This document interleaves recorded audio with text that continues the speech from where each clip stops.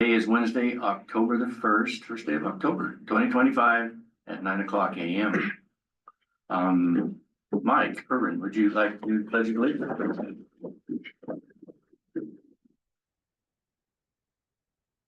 I pledge allegiance to the flag of the United States of America and to the republic for which it stands, one nation, under God, indivisible, with liberty and justice for all.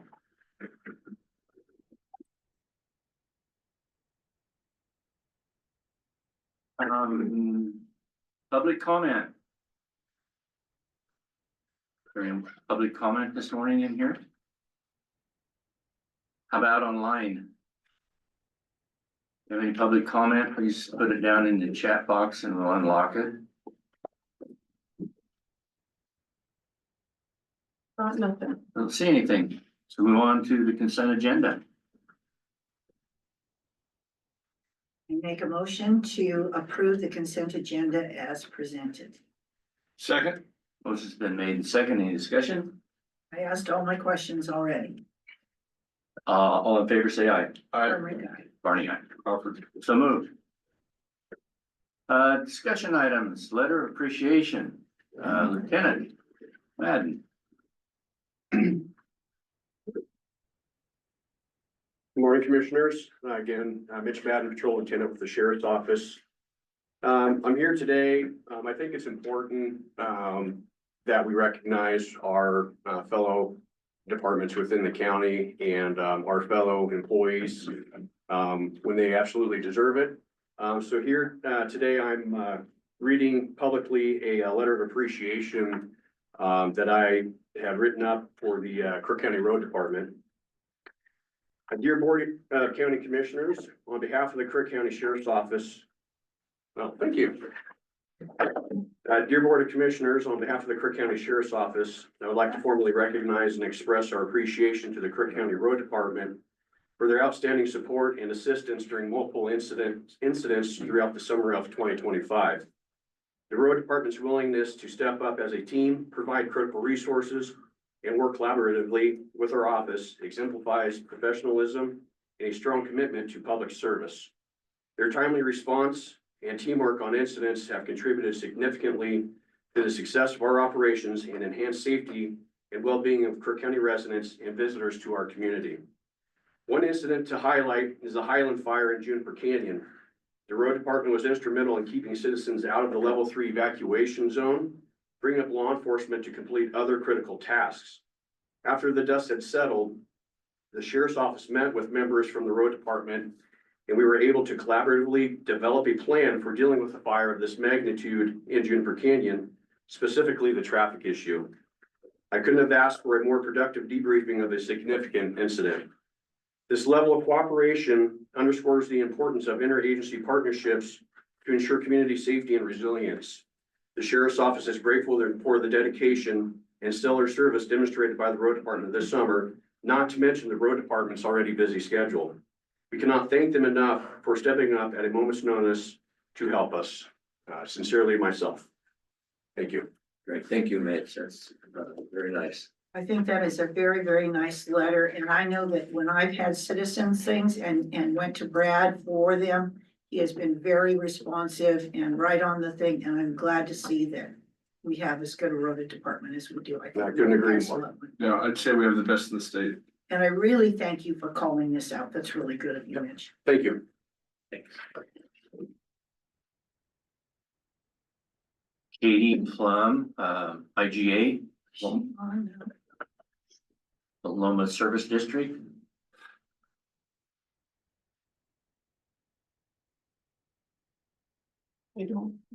So I'm just gonna say, in looking at this, I know that she said that she wishes that there was a better avenue for us to go with, but there isn't a better avenue at this time. I do want to call out that I read the contract and she had on here, she does the 10% administrative fee and the costs. But again, if there was a better avenue to go, I really appreciate that Katie recognizes this. It isn't probably the best that we could have, but it's the best we can do at this present time. This contract is not that good, I don't think, but I go ahead and I make a motion to approve the IGA with Multnomah Education Service District for Medicaid administrative claiming. Second. Motion's been made and second. Any discussion? I do have one discussion that Katie went over this with us at our work, session and, Yeah. fully aware of what this is and you're absolutely right. That's it's kind of held hostage in a way, but it's, the best that we have available. Yeah, we gotta take care of the people in our community. Yeah. It's just, it's, like you say, the fact that she's acknowledged that, she's looking for something better. It's the best we can do at this time, so. All in favor, say aye. Herman guy. Crawford, aye. Barney, aye. So moved. First hearing on ordinance 354, transportation system plan. John?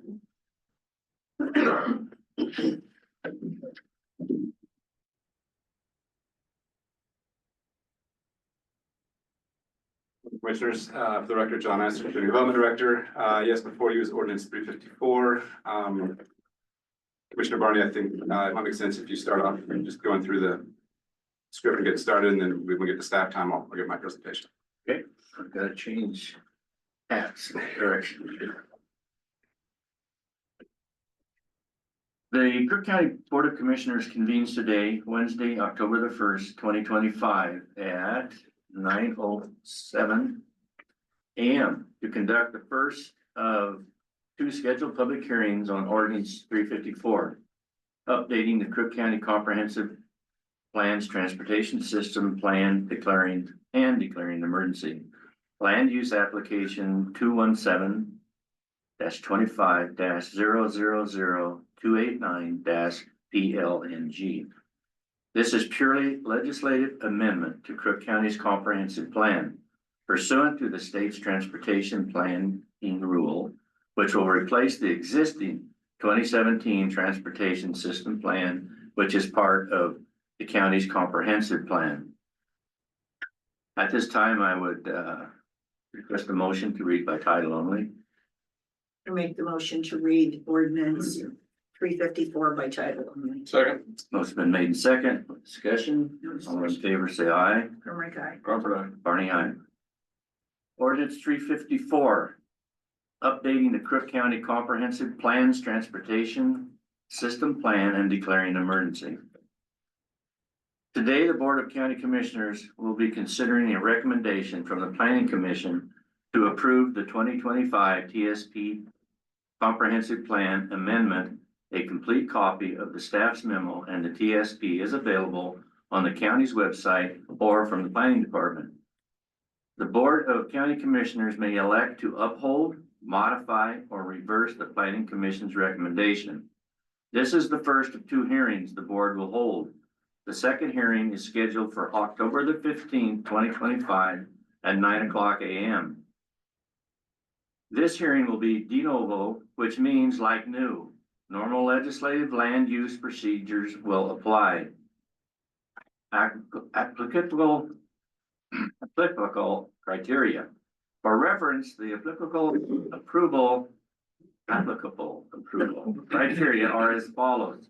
Crook County Code CCC Title 18 Zoning Chapter 18-168 Legislative Amendments.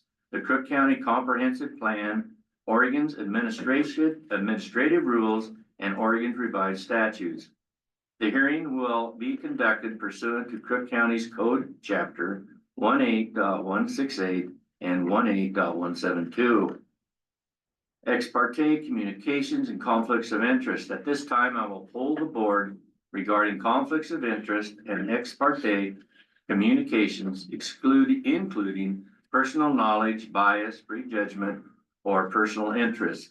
Does anyone have any expertise, communications, or conflicts of interest to disclose? Herman, no. Crawford, no. Barney, no. Does anyone in the audience or on the phone wish to challenge or online wish to challenge the participants of any member of this board regarding conflicts of interest, ex parte communications, or prejudgment of this matter If you are online and you wish to submit a challenge, please comment in the chat box your request to speak so that the staff can unmute you.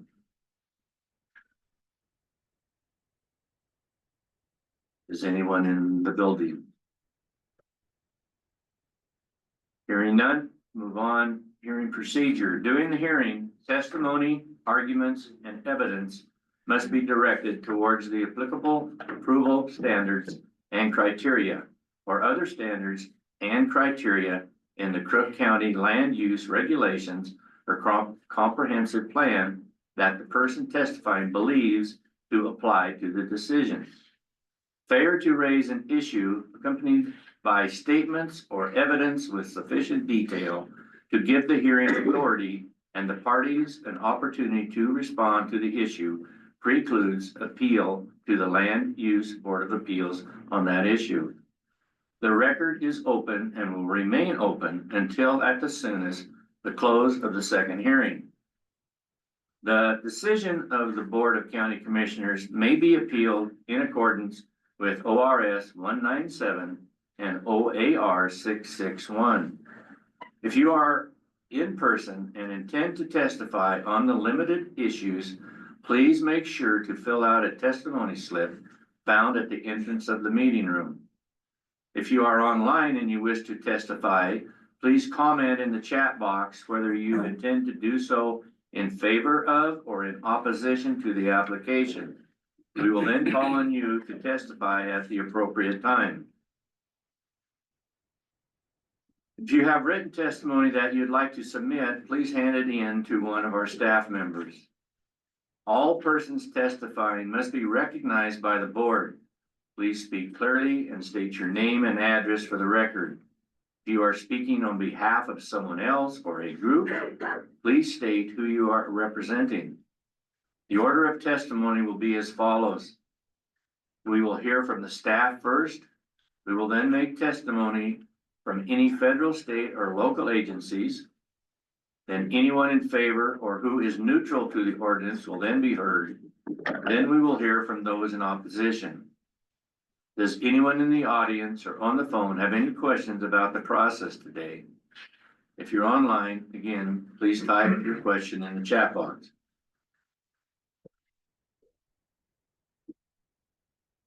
At this time, we will begin the public hearing. John. Thank you, Commissioner Barney. So yeah, as you said, before you is ordinance 354. This would incorporate 2025 transportation system plan into our comprehensive plan.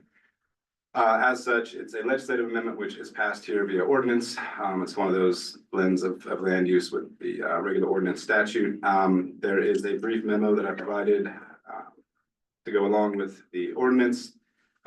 We have our consultant here today, Ryan Farcombe from Parametrics. This has been an ongoing project that's lasted a couple of years. A lot of it predates my time in this role.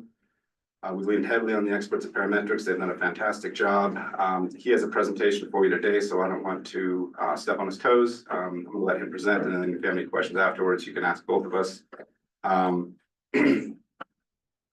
This is an ordinance, so the record remains open today. Through today, it will remain open at least through the hearing 2 weeks from now, October 15th. At which point you guys can decide to close the record or have another hearing or make whatever decision you need to at that time. This was heard by the Planning Commission, I think just a week ago. They had a work session prior to that, and like I said, this is the result of a lot of work and a lot of public outreach. So without further ado, Ryan.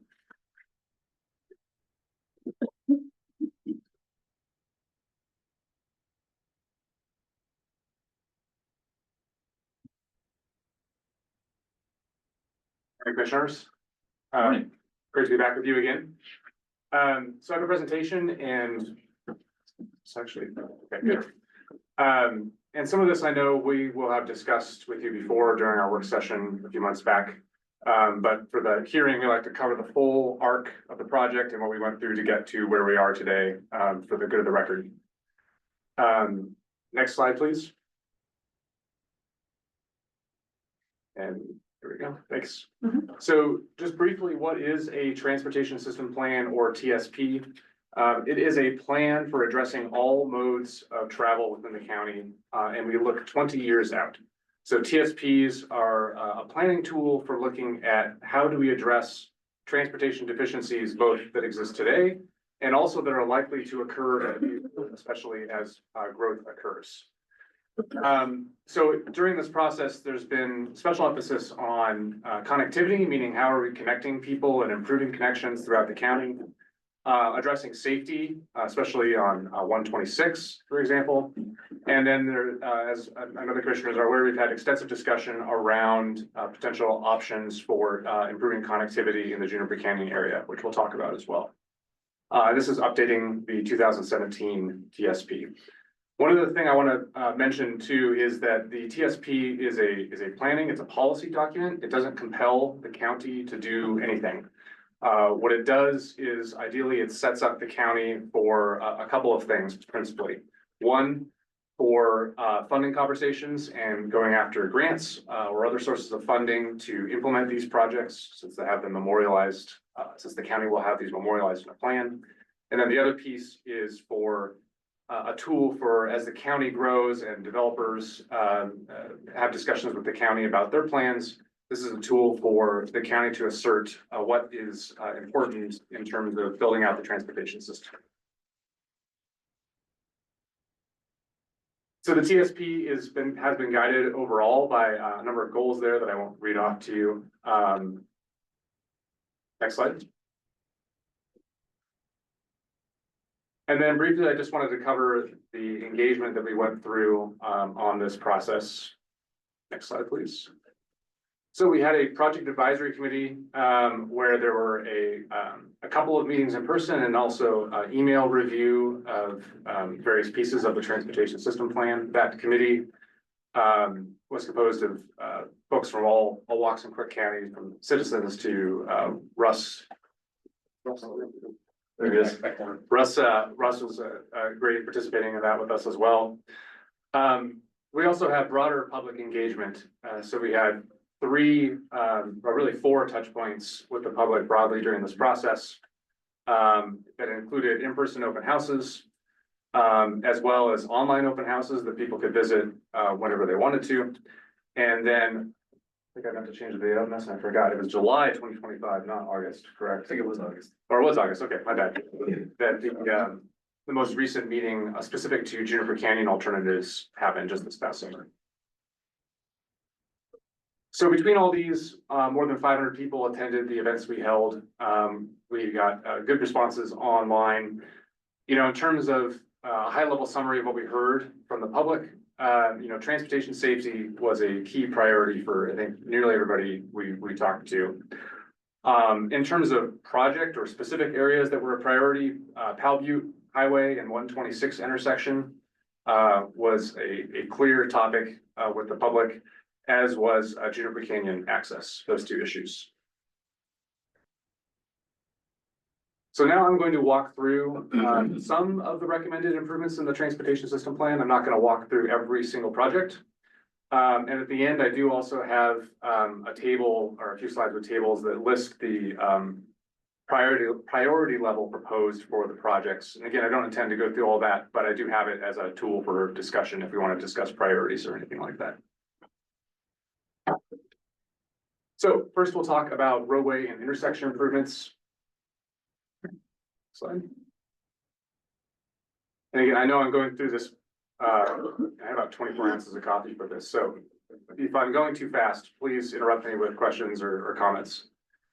But as I mentioned, the intersection of Powell Butte Highway and 126 was a hot topic during the TSP process. And I don't think this is a surprise to anybody. This has been a long-standing topic of discussion in the county. So as part of this update to the transportation system plan, we developed an updated concept for a proposed roundabout at this intersection, which does a couple of things. One, it helps alleviate congestion. When we look out 20 years to future congestion on 126, it increases quite a bit.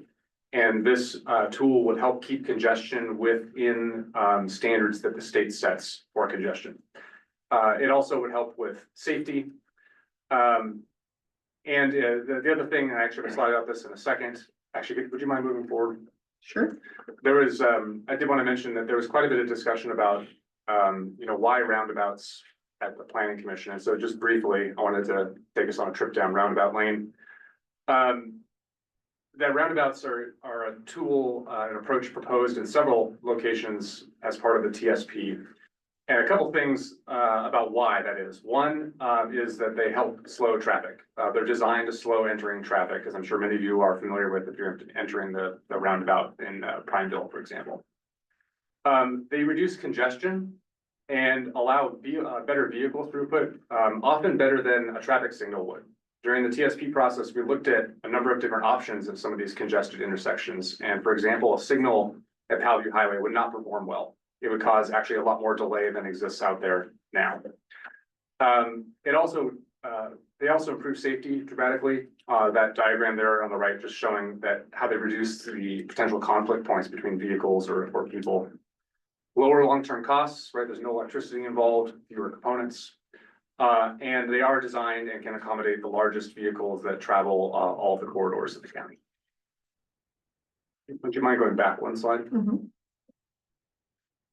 So one other thing I wanted to mention is that, in all cases, as part of the transportation system plan, we've developed these concept drawings that you can see up here. But when these projects advance, there would be a lot more engineering design conducted, conversations with property owners to understand what the most feasible approach to developing this intersection here is.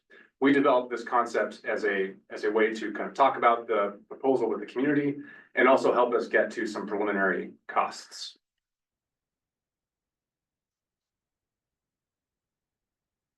Next up, Williams Road and 126. So this is another intersection that is forecast not to meet ODOT's standards for congestion in the future. There's obviously the school right there. There's a speeding and safety concern. The proposed solution that's been discussed with ODOT is a future single lane roundabout, which again would provide similar benefits to what I just discussed with Powellview Highway. In the near term, there's also the potential for some additional turn lanes or otherwise configuring that intersection to help traffic throughput in the near term as well. If you did go with a single lane roundabout, you would obviously check that with trucking and ensure that that wasn't too small. And Yes, for sure. Next slide. Okay, so moving on to Juniper Canyon access. So again, another topic that was at the top of the list for many during this process. There are two proposed additions to the TSP here that would add connectivity in the Juniper Canyon region. As I know you all know, the Juniper Canyon area has been growing. It's been growing at about 50 housing units a year. That growth puts pressure on the main road in and out of Juniper Canyon. And there are also other issues, including community concern around food response and evacuation, and then also congestion in Prineville as well. I always do this to you, Russ, every time. Not putting Russ on the spot, but if there are questions, I think, about the value or the need for emergency response with this specific project, I'd invite Russ to help us with that conversation. But next slide. It's probably kind of hard to see with the Zoom thing in the way there, and I'm not intending for you to read all the nitty-gritty of the spreadsheet, but a quick note about cost estimates here, in particular around Juniper Canyon. So cost estimates are quote unquote planning level. These are what we call class 5 estimates based on the limited information we have at this time. We did conduct a study to understand, to do some preliminary engineering to really drive at what is the feasibility of various routes throughout the county. And we looked at, I think, over a dozen different possible connections all told as part of this process. Our cost estimates, because of the early level that they're at, we generally provide a range of minus 30% to plus 50% of the base cost.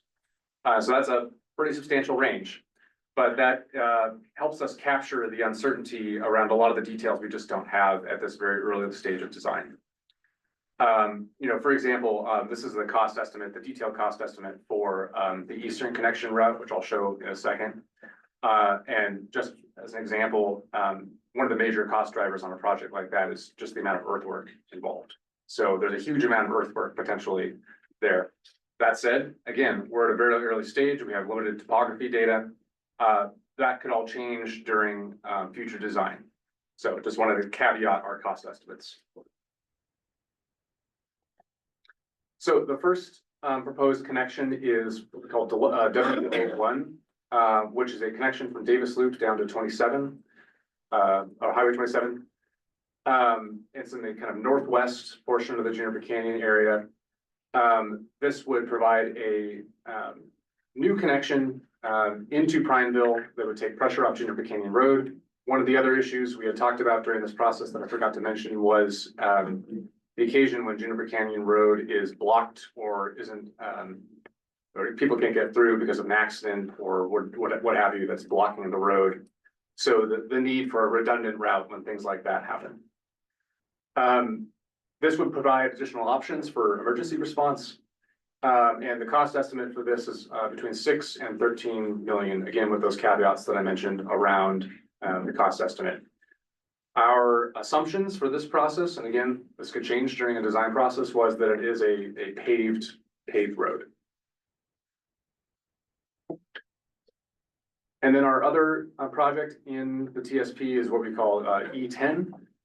This is an eastern connection out to the Plana Highway. This was envisioned as a gravel road for providing extra redundant access during an emergency. It's located primarily on Bureau of Land Management, public land. The cost for this in our preliminary costing was between 24 and 52 million, again, due to largely the amount of earthwork involved that would be part of that project. You go back one slide. Yep. So I do want to pause here, though, to see if there are any questions about the Juniper Canyon alternatives proposed. These are both in the TSP. Again, it doesn't mean that the county has to do these projects, but it provides two vetted routes that would address some of the community concerns around emergency response, potential evacuation.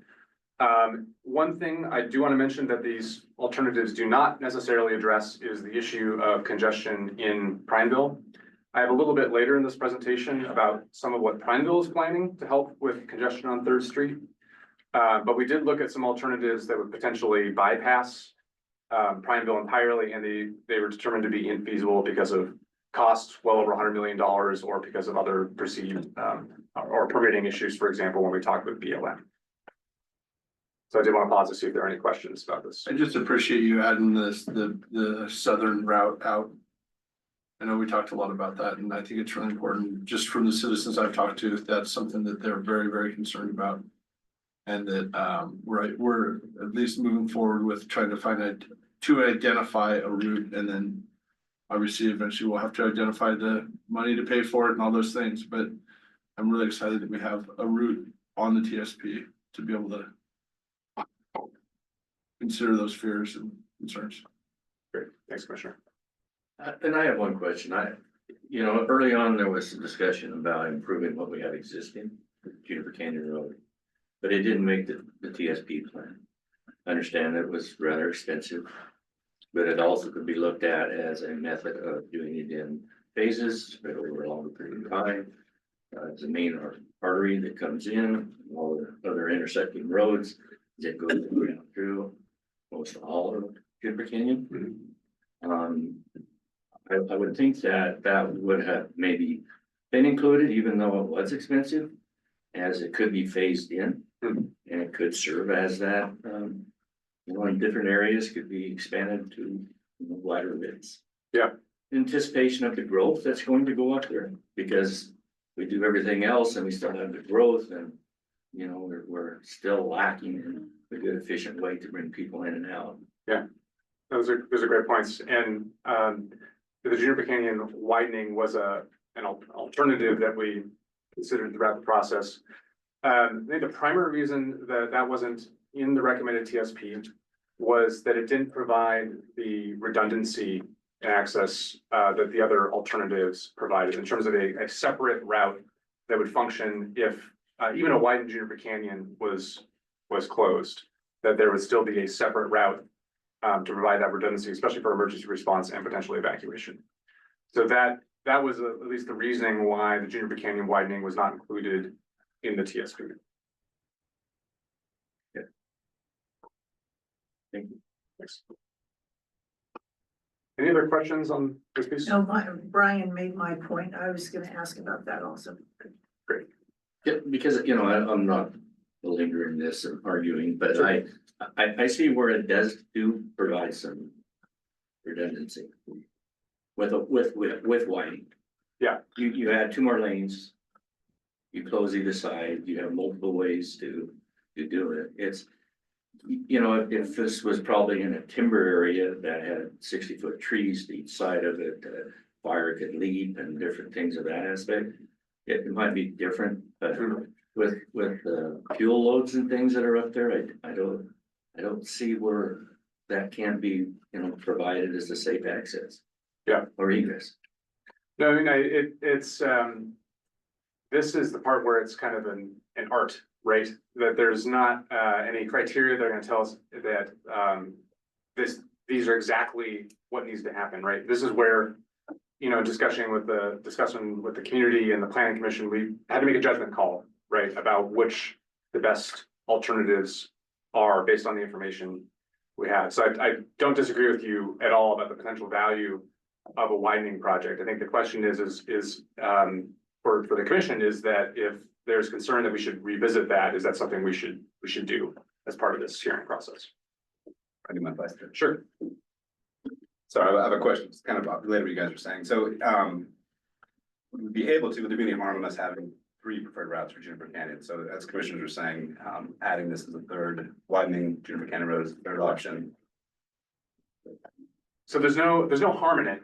The only thing I would caution is that could, with 3 options, right, that could dilute priorities, right? The more options we have in or the more projects there are in the TSP, it, in my view, it's my view, it would dilute the priorities, right? I think there is an advantage in the transportation system plan to have identified as few or one alternative that is the county's top priority for these projects, so that when we have to go back and talk about these projects in a real way, it's clear to the community about what the county's intentions are. For example, Juniper Canyon, is it all 3 of these? Is it one of the 3 as we move forward? So there's a long-winded way of answering.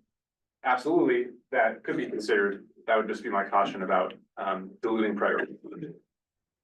Have we really evaluated them enough to be able to throw it out and not consider it? For the long range planning stage, I think we've done a thorough job of understanding for like a policy document where we want to be. You know, in terms of better understanding the costs and things like that, the more effort would need to be spent to invest in like a design process, right? To understand really what is this going to cost and what are the impacts going to be. Is ODOT going to accept widening of Juniper Canyon Road? Or sorry, not ODOT. Is ODOT going to accept the potential impacts to their state highway facility at the end there of widening that road? We would need to have that conversation with ODOT as well. Well, wouldn't we have to have the conversation connecting to the Crook River Highway too? We do, but there's an already existing congestion concern at the intersection of Juniper Canyon Road and the Plana Highway, which is there's a project in the TSP to address that. So again, not an insurmountable thing at all, right? It's just more due diligence will be required.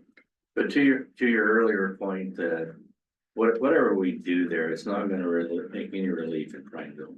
There's something has to be done, whether it goes out 27, it still comes in on Main Street. Yeah. It just comes in earlier on Main Street before Lynn Boulevard. Correct, yeah. You know, so yeah, so I think there's a lot of discussion in that respect too. Wouldn't you have the second street though? I mean, isn't that the whole reason they put it in the second street?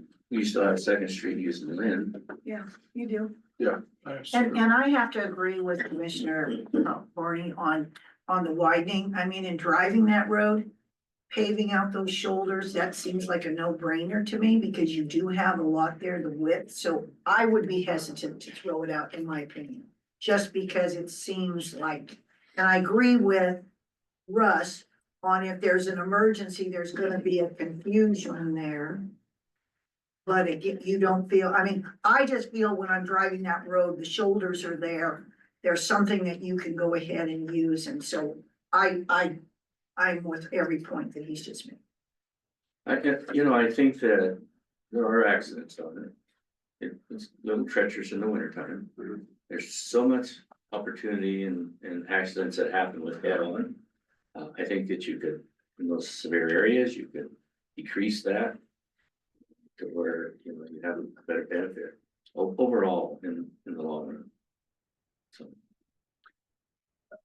So I think I'm hearing that we should revisit the Juniper Canyon widening as part of the potential inclusion in the TSP. Is that? And even on the treacherous where Brian's talking about K-rail, that separates your lanes. I hate to see K-rail, but it's a very effective way of not doing any head. It's just, in my opinion. Is it, so it sounds like, again, we should revisit the Juniper Canyon widening as a potential inclusion in the transportation system plan. I would like to see it. Yeah, can't we just add it? It can be added, yes. Yeah, I don't see any reason why we wouldn't leave as No, many yeah, options as no, possible. yeah, no. And then I don't know if this is quite the time, but there was a letter from a citizen yesterday who was concerned about, made very good points. And one of the things she was concerned about going through a gated community. So, and that is a thing they bought, it was gated, so that is something that should be taken into consideration. I passed this letter on to you, John, and to Will, so you have it. But I thought that there were very good points made in this letter. Thanks, Commissioner. Okay. Okay, Didn't we mean to just stalked derail you you kind of there. in the mean. No, I didn't let you get to the. No, this was a big topic of discussion, It so is. this is the time to do it, so thank you. Okay, moving forward. Okay. Still in Juniper Canyon, we haven't left it yet. As I mentioned, there are safety and congestion concerns, especially in the future as Juniper Canyon area continues to grow with the Plana Highway and Juniper Canyon intersection. And we looked at a number of different approaches here, roundabouts, signals, other lane configurations, and proposed this to the community for discussion, basically a realignment of the intersections to improve safety, right, bringing people headed westbound from the Plana Highway to a T with Juniper Canyon helps to ensure everybody's coming to a full stop and looking at traffic in both directions. It reduces conflicts points. Critically, this would also, and this is a theme throughout, is that this would accommodate large vehicles or vehicles with trailers. Things like slip lanes and acceleration lanes are a consideration in all of these improvements I'm talking about today. Next slide. 126 and Parish. We're back to Highway 126. This is an area, East Williams Road, where there's concerns about turning movements from the highway onto several roads. And so the proposal here is to widen 126 with a center turn lane for a stretch of 126. Next slide, I think. Do I have it right? I thought I included. Okay, yes, I did. Great. So for that stretch right there between Valley View and Stillman, to add a median turn lane essentially to improve safety in that stretch of the corridor. Next slide. Bridges. So the county owns several bridges, as do ODOT throughout the county. Not a lot to discuss here, except that these bridges, several of the bridges are aging and will need to be replaced at some point. And so the TSP essentially recommends continuing to replace bridges as funds allow.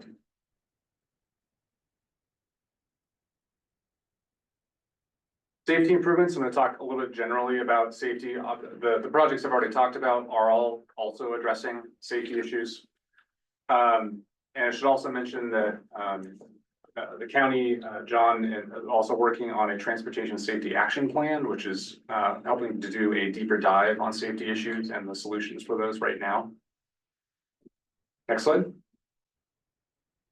So one location in particular that's a safety concern is Powell Butte Highway and Bussett Road. So the proposed solution here that we discussed with the community was realigning these intersections. So again, that it comes to a T with good sight distance with Powell Butte Highway.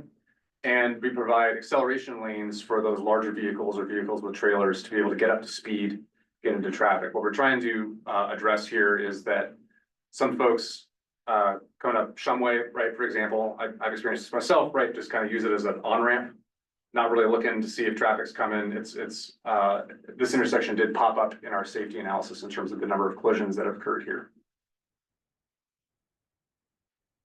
And then just broadly speaking, the TSP includes a number of different approaches to addressing speeds on roads throughout the county. Including things just like basic things like curve chevrons, which are signs that you can see at night that indicate a curve is coming up. Rumble strips in some places, though with rumble strips, you have to be careful that they're in places where you're not going to bother people because they do make noise. And lighting. Lighting is a really important one. Again, we want to keep with the rural character of the county and not put, urban levels of street lighting everywhere, but at those key corners or key intersections, street lighting is really valuable for safety. Next slide. So I mentioned that the transportation system plan includes looking at all modes of transportation. So that includes transit, cycling, walking, freight, pipelines. There's not a big pipeline discussion in the TSP, but we are required to look at it. In terms of the active transportation projects we looked at, the TSP includes a number of proposed shared use paths, which are 10-foot wide, approximately, paths that are separated from the road that can be used by people walking or cycling. And these are proposed in some of the corridors you think about, like 126, where it's not going to be comfortable to put anybody on the highway, right? The reason one of the reasons we talk about shared use paths quite a bit in the TSP as a program is that there's a dedicated state funding source for these kinds of projects. And so there's a direct funding opportunity if these are in the TSP to move these kinds of projects forward. Next slide. In a couple places, we also propose adding paved shoulders for people to walk on or bike on or roll on. It's not just bikes anymore. People are on all sorts of wheeled devices. And then a proposal to add bicycle rail signage anyway. Next slide. In terms of public transportation, we have largely carried forward what was in Cascade East Transit's 2040 Transportation Master Plan, which includes a number of improvements throughout the county. One thing we heard I mentioned this earlier, but one thing we heard during public engagement was, concern for older adults aging in place who still need to get to where they're going, but don't necessarily want to drive, right? And so, I think a dial-a-ride, a general purpose dial-a-ride available in the county would be a key enhancement to help people in that regard. And then there's also a couple of other proposals enhancing the fixed route to Prineville to make that easier and more useful to people. Next slide. Freight. So a couple of specific freight projects. So again, some of those projects we talk about on 126, a lot of these have side benefits for freight mobility throughout the county, right? But one of them is improving Bus Evans Road so that can better withstand truck traffic.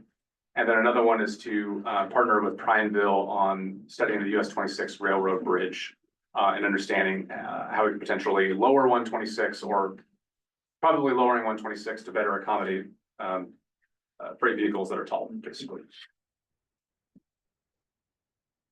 Slide. So, Chris, we're gonna. Yeah, just before we move on from the other modes of transportation, and I don't know if we need to add this to this document before we move forward, but is there opportunity to look at what other rural communities are doing when there's a highway that goes through a farming community? And so like you have the Powell Butte folks that it's really difficult for them to get their farming equipment, maybe even just across the street at certain times. And I don't know, what we talked about a little bit yesterday. I don't know the answer, but there's gotta be other rural communities that are dealing with highways cutting right through, still very active ag communities. Do you know any options or ideas, or is that something we could look at to find maybe some safeguards or something to highlight to Yeah. the commuters that are driving through there? This is Yeah. an active farming area and respect, I mean, I signed pretty weak, but you know what I'm saying? I do, yeah. I borrowed stock trailers up there and sat for 20 minutes and then had to go the opposite way. And then double back around and it was. It's just not easy for. It was not great for me, but it wasn't my job, right? And if it's your livelihood and you own property all over the area, it's just something I've heard a lot from people up there that they feel like they're being left behind. And that progress is kind of snubbing them, and so I don't know, just something. I think it would be worth looking Yeah, into. I totally agree. You should have seen the solar eclipse in Paulina. You had to wait 30 minutes to even get out of your driveway when hardly there were any cars. I totally agree. And it becomes more and more of a problem, particularly for Powell Butte. Or you're behind a harrow bed going 20 miles an hour and everyone's impatient, even if it's a double line. And it's that guy wanting to get there 5 minutes earlier that causes a head-on crash. Yeah. No, it's a great point. So the low hanging fruit right on this is signage, which, Yeah. isn't, I agree with you, is not necessarily the most effective thing in the world, but it does help warn people that there's potentially an ag vehicle that's gonna cross at this potential location too. The next step up from that is warning beacons. I've seen that deployed in some places with higher frequency. Yeah, That, for example, can be activated through loops in the pavement, right? The vehicle pulls up, it activates a warning flasher on either side down the highway. It says, hey, there might be a vehicle crossing the road. That's typically reserved, that costs money, right, to do that. And that's typically reserved for where you have more frequent crossings or like a local road as opposed to just like a driveway, right? What we probably can't get to on a state highway is like a new intersection control. Right, unless there is sufficient traffic to warrant it, right? There's standards for when you can warrant a signal or a roundabout or always stops, things like that. That's probably the most difficult thing to get to in those situations. But I think those other two things I mentioned are potential tools in the toolbox. maybe a hybrid of the both, obviously you can't do it on every driveway, but I think you generally have an idea of the corridor in which that activity is happening. Yeah. I don't know. That's definitely something we can discuss in the TSP.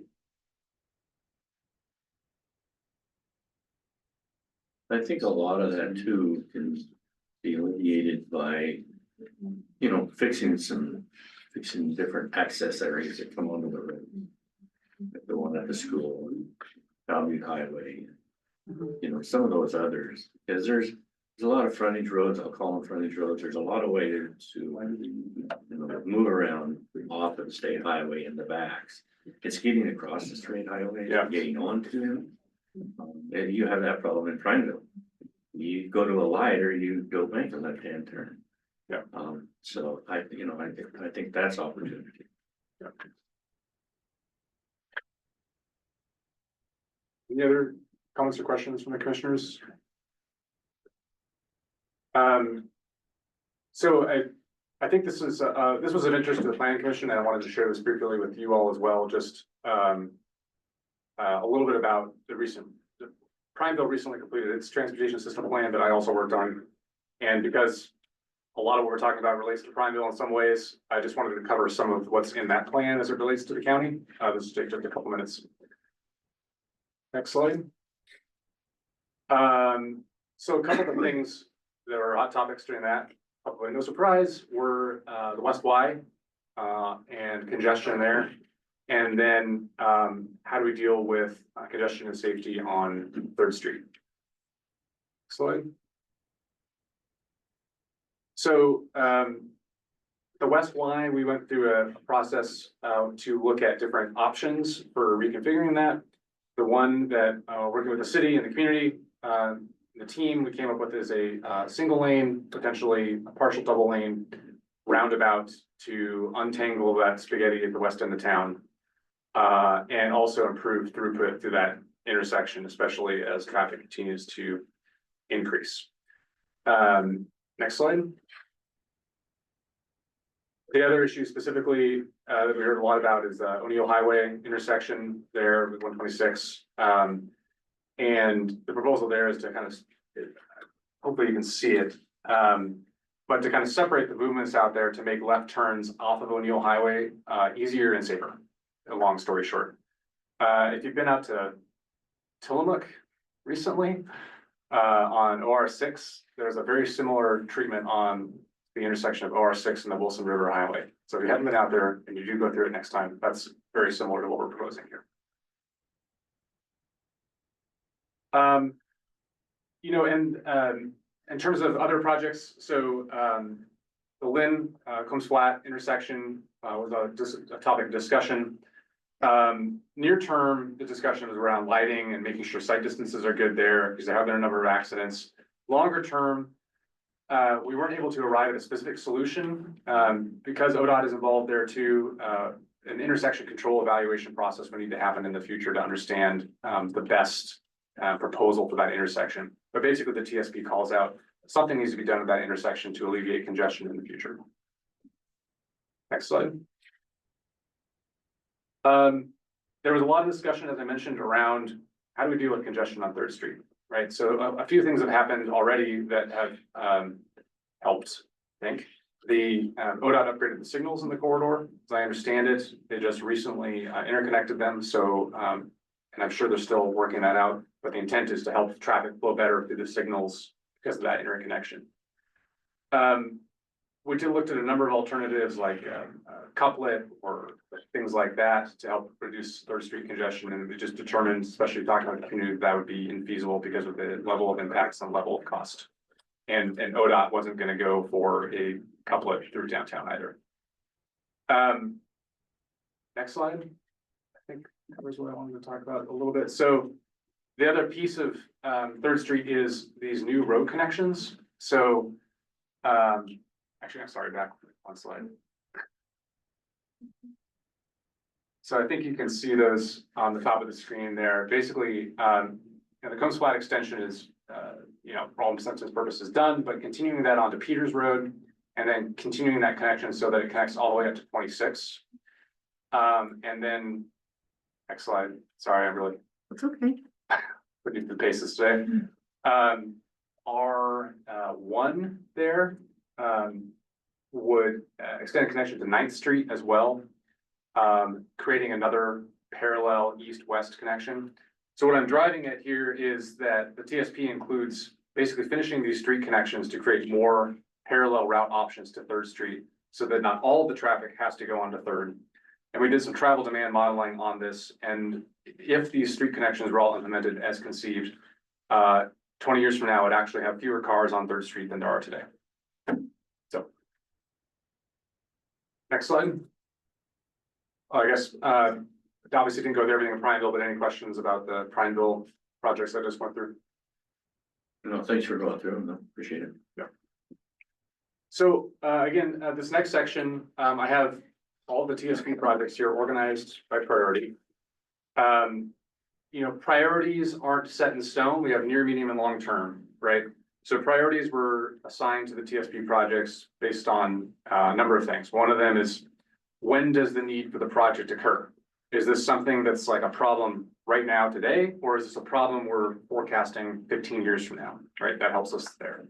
The other piece is, how hard is this project to implement, right? Like how much time is required to build a coalition or mass the funding or what have you to get the project to move forward. And of course, the other piece is just what is most important to the community, to the commission, to the planning commission in terms of improvements in the county. So next slide. Excuse me. I don't need to go through again all of this. This is all in the transportation system plan. I have this like fill out 4 or 5 slides containing all the projects. If there's anything the commissioners wanted to discuss, or when we get to the public testimony, if there's anything in particular we want to discuss, we can bring this up.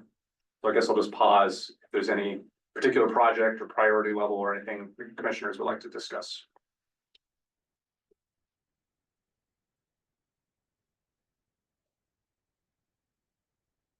I'm good. Okay. Good. Could you advance, I think like 3 or 4 slides, something like that? That's more than 3 or 4, never mind. You want me to go back? No, keep going forward, please. Almost there. Out of summary? By 3 or 4, and then 15 or 16. There we go. Okay, so a few words on funding and implementation, and then I promise I'm nearly done with my presentation. Next slide, please. So project costs, the discussion, the changes we talked about today notwithstanding, the total cost of all the projects in the TSP at this planning level is around 112 million. Projects that are in partnership with ODOT, as in generally they're on an ODOT facility, total nearly $30 million, right? So that's things like Powell Butte Highway and 126 project, right, which would absolutely be in partnership with ODOT. Locally led projects are projects that are on the local system where there may not be a nexus with ODOT, and it would be on the county or grant funds or other options we'll talk about in a second to get done. I want to note that the county has no dedicated source of funding for transportation capital improvements. So obviously to realize these projects, you know, grants or other funding sources or partnerships with developers would be required. Next slide. So funding sources, there are a number of great potential federal and state options, right? Like the Federal Lands Access Program is a great opportunity for Crook County, right? With all the federal land out here, there's a lot of opportunity for that program to fund potential improvements, for example. There's also a lot of local options. Again, the TSP doesn't prescribe any of this. It really just describes what those options are. Everything from system development charges, which are one-time fees levied with development to pay for improvement on the system, to local improvement districts or special road districts, which there are several examples of already in the county. Things like tax increment financing, which is a tool, urban renewals typically what it's called. And there's probably very few areas that would be applicable in the county, but the Williams Road intersection is one potential area, for example. Next slide. And then just a quick note, just about how do projects get done when it comes down to brass tacks, right? We have this plan, there's a lot of projects in it, but how do we actually get these things done, right? So for smaller projects, whether it's signage or lighting or things like that, right? Those often can be county led or implemented by Public Works. Major projects like your Powell Butte Highway intersection or your Juniper Canyon widening, you know, those you have to identify the potential funding sources, build the coalition around implementing those projects, refine the project costs and design. You know, those projects always do require additional outreach than what we've done in the TSP, and they take time to complete. Opportunism is a great one. You know, new grants are popping up all the time. Thing that again, that the TSP is a menu, right?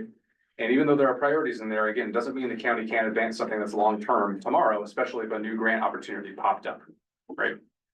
And then the last one is developers, right? Either partnership through developer built frontage improvements, for example, or potentially system development charges. Next slide. Oh, we already did that one. We had the planning commission hearing obviously last week, and then we have the next hearing on the 15th. We will finalize the TSP at the end of this hearing process with any of the changes like the ones we discussed today proposed by the commission or otherwise at the next hearing. Thanks for your time. Thank you.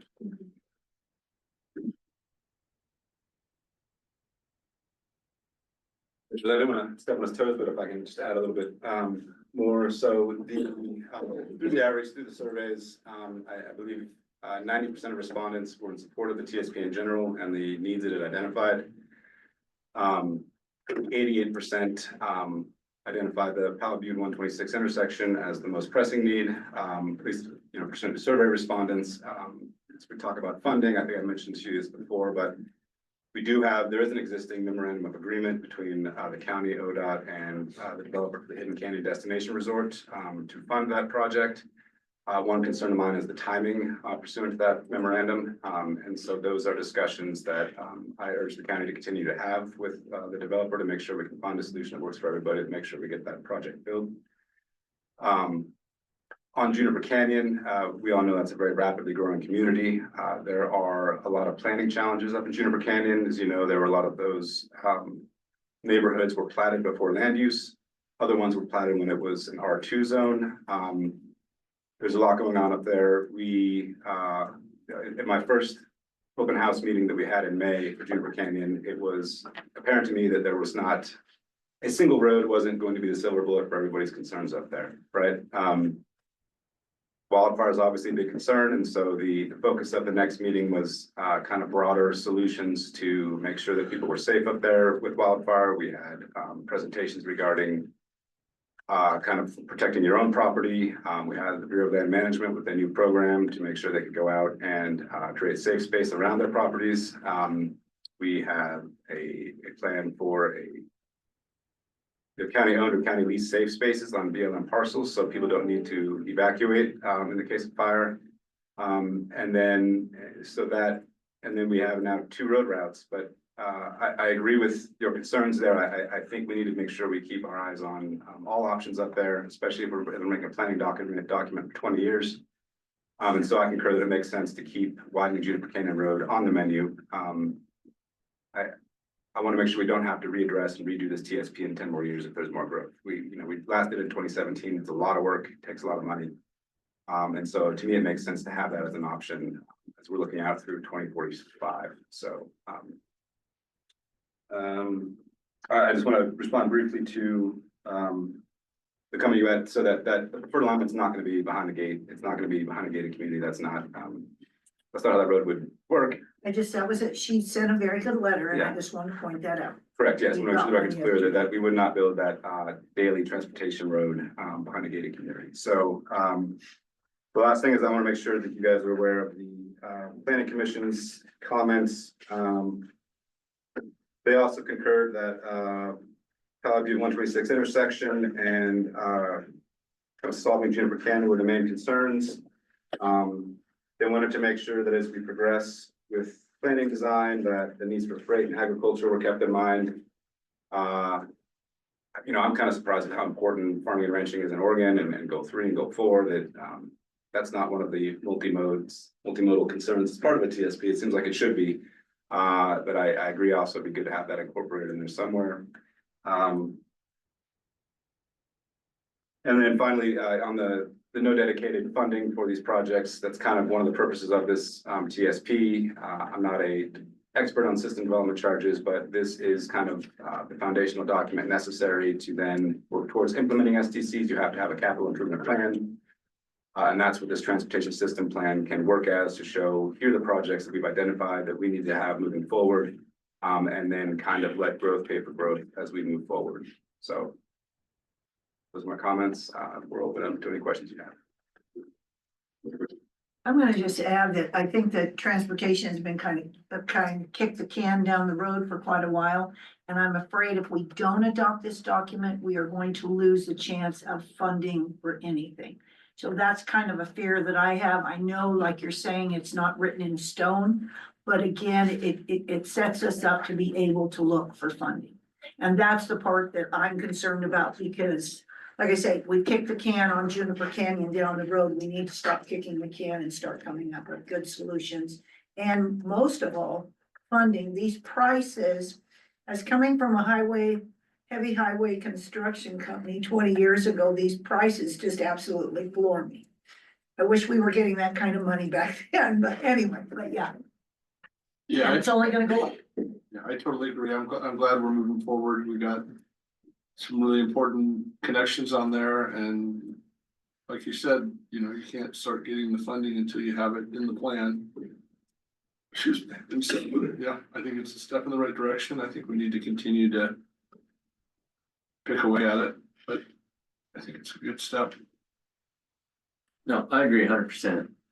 I also feel like, we missed opportunity 20 years ago, with system development costs. Unfortunately, if we want to move someplace and we need transportation to get there, and in the city, you gotta pay for water, sewer, and a number of things, but You know, the rest of the county, you don't have those, but you do have the roads, and there is no, you know, our roads all were based years ago with federal timber receipts, and there isn't any timber receipts now, so we're subsidized a little from the federal government. In lieu of that, but that doesn't even pay for, you know, maintenance. Every year we get deeper and deeper into our savings account, the road department, in order to maintain our highways. So we have to come up with some alternative funding.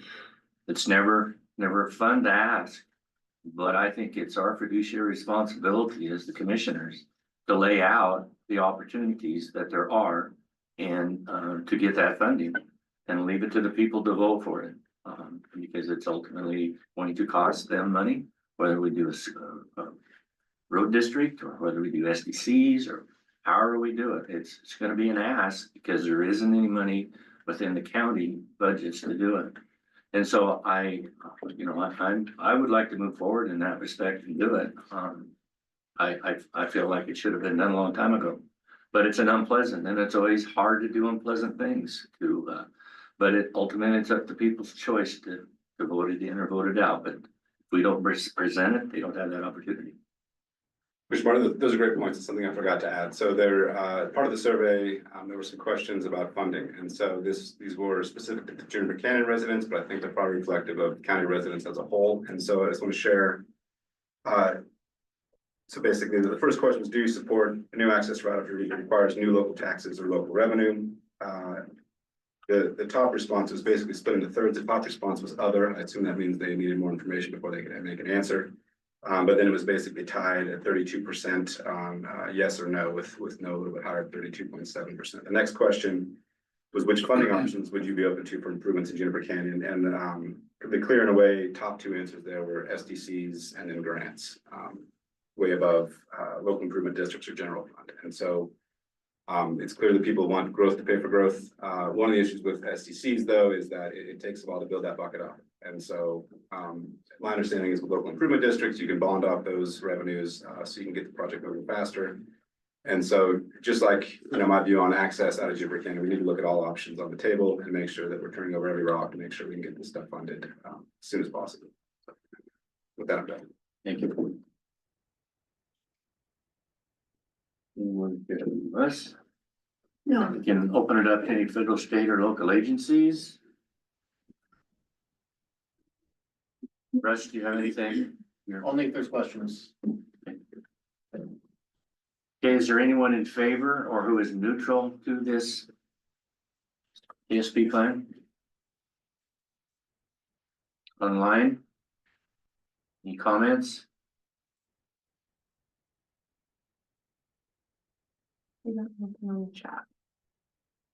Okay, we'll reach out to anyone that's in opposition. Oh, Tim just did, sorry. Where'd you go?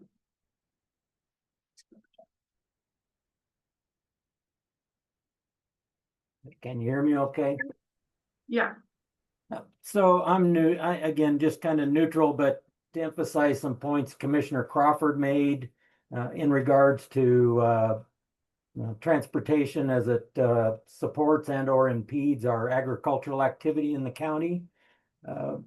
More and more, it appears that ODOT, I'll even point out the city of Prineville, have less appreciation for commerce and agriculture in this community and throughout the state. We seem to be narrowing roads.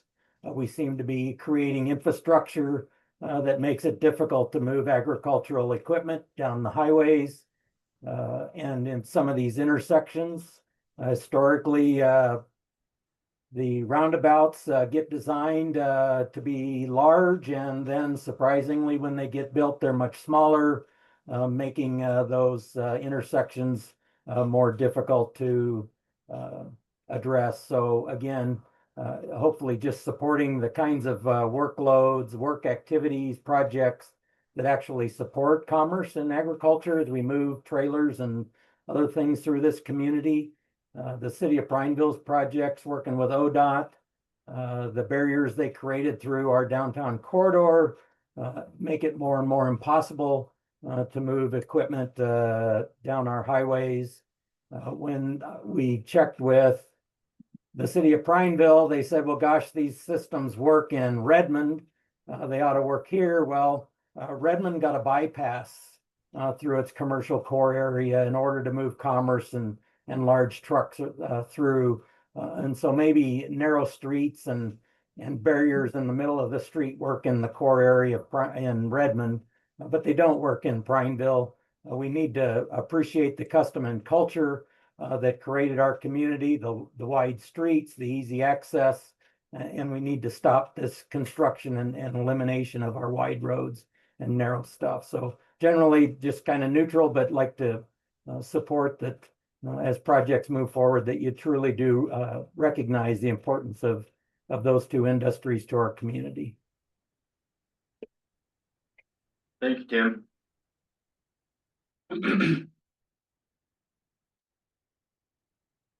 Anyone else or anyone opposed?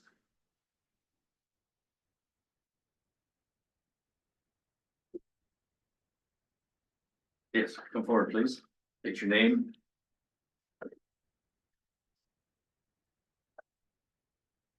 Going Porter. And originally I came today to oppose, but I might say I moved to a more neutral, but I have concerns that I'd like to address. But first I want to thank the commissioners and this opportunity and the process, because what I've witnessed today was the vetting through and a little bit of due diligence and asking questions that's opened a broader vetting of the TSP. And specifically, the area I have concern is the access path between lower Davis Loop and Highway 20. My home is right there, to be clear. And I'll reference, there's a number of letters from folks up and down our road and in our neighborhood, if you will, that have been set in on record, as well as the email. Thank you, Commissioner, for entering that. I'm very, very aware of it, as it was my wife that sent that in. So our concerns come through, has there been enough vetting? Now I want to recognize the necessity for the TSP and the funding, the grant potentials, and that it's a planning document at this point. The concerns that I have, and I'm going to reference some pieces from the 9/24 Planning Commission meeting that happened, and that was some questioning around the concerns being the safety and the traffic flow as it relates to through the fairgrounds area, Lynn and Maine, that's already have congested issues, as many other areas do. But the concern there is, in addition to the amount of youth, the activities that happen in that area with the ball fields, the park, amphitheater, you have a private school there, you also have the high school, a lot more youth presence in that area. And so the concern of additional congestion through that area of it being a higher risk of safety for the youth and that piece of it. That's a huge concern that the residents that live up where we are, the Crooked River Canyon portion, have huge concerns of that access path. So that's something. And when asked during the 9/24, if you will, planning concession or planning commission meeting, asked about some of that, the response was, this is a county process here. And basically at that point, the ultimate message was, that's a city problem. It's a residence problem. And it's the citizens of our community problem of the safety there. Now, fortunately, some of that was a little bit addressed today, but I didn't see in any of the Prineville TSP piece that area being addressed from the city if that road comes in. So as we go forward, I very much, again, I want to recognize the need for this plan, possibility of approval to go forward, the grant funding and the necessities for all those pieces. I don't want to review that. I just want to address that there's concern there. There's additional concerns at previous meetings on the construction that would take place to do that road with the cliffs that are there and the amount of grade that could be there. Admittedly, the grade could be steeper than what we call the grade coming out of Prineville heading west. Creating a much, in the wintertime especially, a very unsafe environment for the travelers and passengers who are using that piece. I also want to address the concern with the gated community, and I appreciate Mr. Eisler addressing a little bit of that today, because that was asked also at the 9/24, with the response being quoted. We'll deal with that when the time comes, basically. So what I want to say today is there are huge concerns with that access. I'm not saying that's not something that is an option. But I feel like there's not enough vetting, enough information, enough data to be able to go forward. However, recognize the necessity for the TSP to be in place to find funding and be able to move forward with those things. So I do want to recognize that conflict. But the other piece that I want to share that was also shared on 9/24 was 39% of the respondents preferred the additional or dual passages through Juniper Canyon, and the number two was 27%. I'm rounding, but 27% wanted an alternative path. So I appreciate and want to recognize the commissioners today for vetting or asking those questions and understand the necessity that convoluting issues by adding another option, but really recognizing the necessity to add that option as a viable option to vet out. So that's where I say I came today to give comments more in opposition. I would say I'd be more neutral today, appreciating the vetting that you're doing and asking more questions, but also understanding the necessity to move the TSP. At one point, that access was called an emergency access, but also, if I dare quote Russ, please correct me if I misquote you, but quoting Wester Boot on that same 9/24, emergency EMS accesses up the canyon aren't necessarily an issue. Albeit having alternative access is always going to be a benefit. So referring to that, which I see has been changed now, but it has been referred to as an emergency access, and that is not true, not necessarily the case. It is an access. So using it for an emergency piece to move those processes through, I just caution because that's not necessarily, at least the information we're getting, that that's the case. So I appreciate additional transparency as we move forward. This is something that obviously is important to us and the residents where we live. And so we'll continue to follow this. But again, I support and want you to know that I understand the TSP necessity to get approved and move forward for funding, and that it's not necessarily this is what will happen. But again, thank you very much for vetting out a third option to at least look at and have that in the opportunity going forward. So I appreciate the opportunity to be able to speak today. So thank you very much. Thank you for your input. Thank you.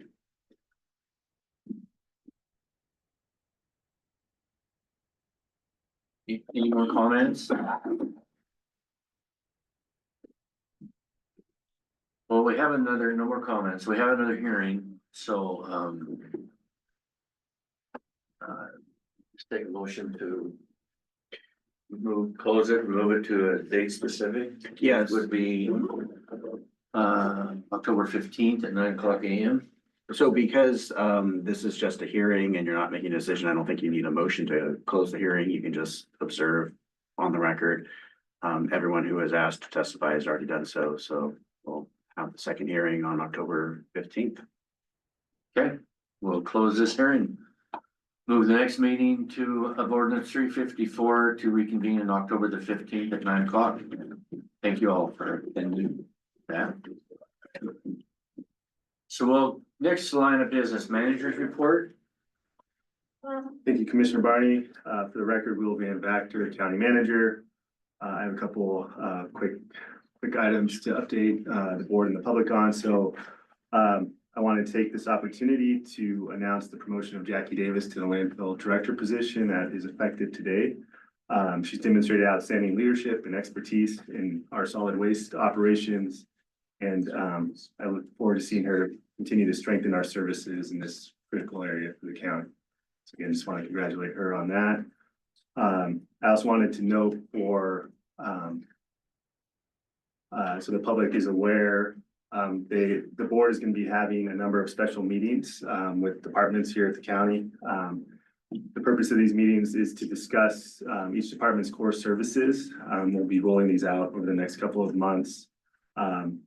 Purpose is to ensure alignment across the organization and to make sure that through the budget process, we continue to direct our resources to the services that the board and the public identify as most vital. It's also an opportunity to highlight all of the great services and important services that our departments provide here in the community. So I just wanted to give the public a heads up as they see those public meeting notices come out, that is the purpose of those meetings. And then finally, as I think you're probably all aware, it looks like there's a government shutdown. Staff will continue to track that and try to get ahead of any potential impact to us here in Crook County and minimize the disruption of any services that may be impacted by continuing to monitor that situation. So just wanted to let you guys know we are tracking this.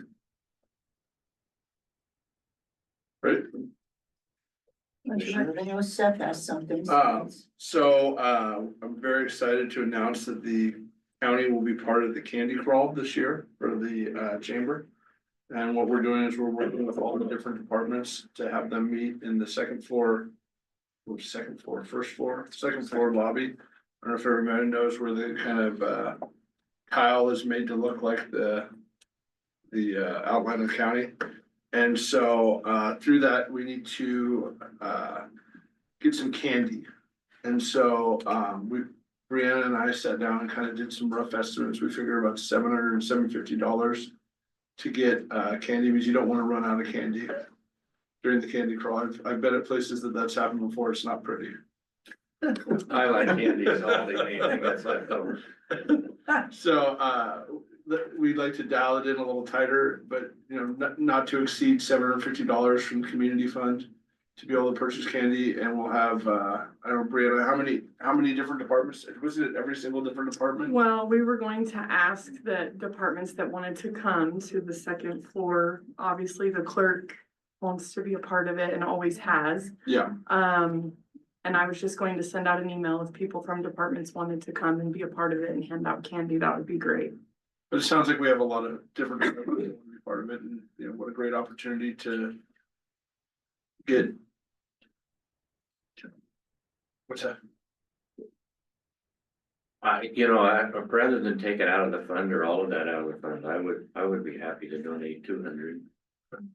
If we're going for 7. And that's fine. My thing was the community fund, because this is something that was for the entire community. Yeah, There was no discrimination. You came up, I don't even know if we say you have to have a costume, but long story short, you got candy. So that was kind of the basis of what I had came up with when we were pricing out candy.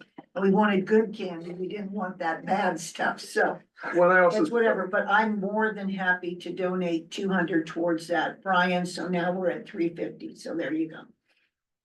Yeah, so I think that's great. I do see it as a transparency thing too. Just, you know, those are a lot of people that have kids that maybe we don't get to see on a regular basis, and just another opportunity to let people see what we're doing here at the county. But yeah, if you guys are willing to put that money in.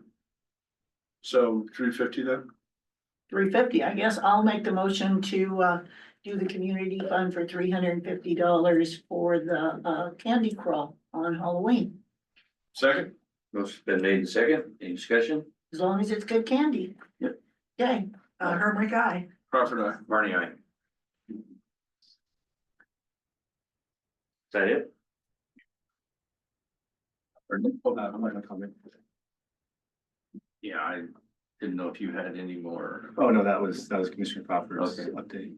I have one thing I want to say is tonight, the Justice Center is receiving an award for the, Build a Better Oregon Award that I'm going to go to. Will's gonna go to it. So we've just wanted to share it with it, that the Justice Center received an award. And then they put together a nice video that. There is a nice video it's been, KTVZ is also, contributed to this award. It's a Oregon Realtors Award. And you can see it on television. It's been run on several different time frames and shows the Justice Center and Congratulations. about it. Good, we almost didn't have a Justice Center yesterday, but thanks to the Crook County Sheriff Department, they got us handled, so that's a good thing. Yes. Hey, any public comment?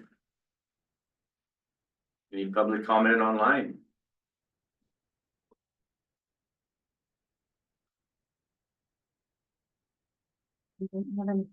Wow, Okay. everybody's quiet. Well, we will thank everyone for showing up. We're gonna go into an executive session now. We get like a 3-minute break. Yes. That would be good. Then we can get another cup of coffee. So Yeah. that's great. Yeah, maybe dinner for us.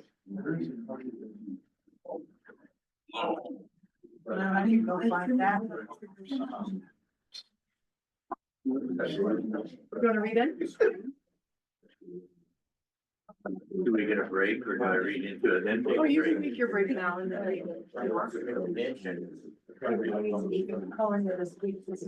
there. How are you? Good. Good. Well,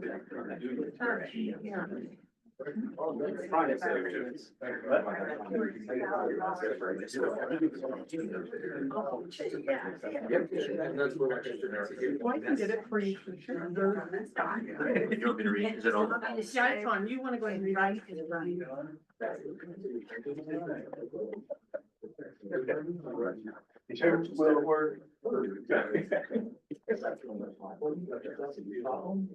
Find a lovely paper. I did update it. That's where it's really trending now, or today's. The Crook County Board of Commissioners will now meet in executive session under ORS 1926602F to consider information of to consider information or records that are exempt from the law from public inspection. Representatives of the news media and designated staff shall be allowed to attend executive session, except for executive session 2D. All other members of the audience are asked to leave the room. Representatives of the news media are specifically directed not to report on any of the deliberations during the executive session, except to state the general subject of the session as previously announced. No decisions may be made in the executive session. At the end of the executive session, we will return to open session and welcome the audience back into the room.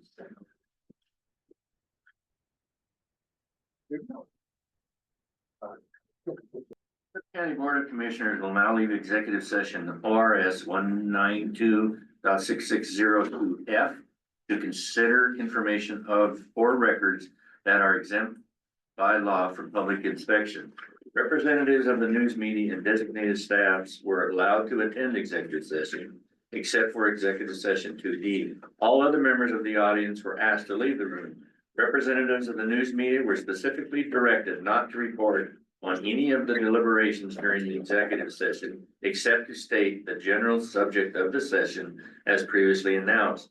No discussion was made in the executive session. No decisions were made in the executive session. We have now returned to open session and welcome the audience back into the room. Mr. Chair, just for clarification, it was a 2F session, correct? No. Hey, you said 2D, I just thought for the record, they might want to confirm that.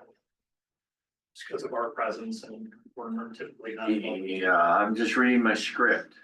Eric, is it a 2D or a 2F? It's 2F, 2 Foxtrot. It is Okay. to review documents that are exempt from public disclosure. And with that said, are you done, Justin? Yeah, I just Okay. thought I'd point out clarification because the Okay. chair said 2D. I make a motion to have Crook County Legal Counsel consult with, what was that word, counter counsel? So correspond with the county. So the motion, what I might suggest based on Okay. the discussion is a motion to direct the county's legal counsel to correspond with the counterparties as discussed in the executive session. So moved. Second. Motion's been made and second. Any discussion? All in favor, say aye. Hermrick, aye. Crawford, aye. Barney, aye. So moved. Well, I think that concludes today's session.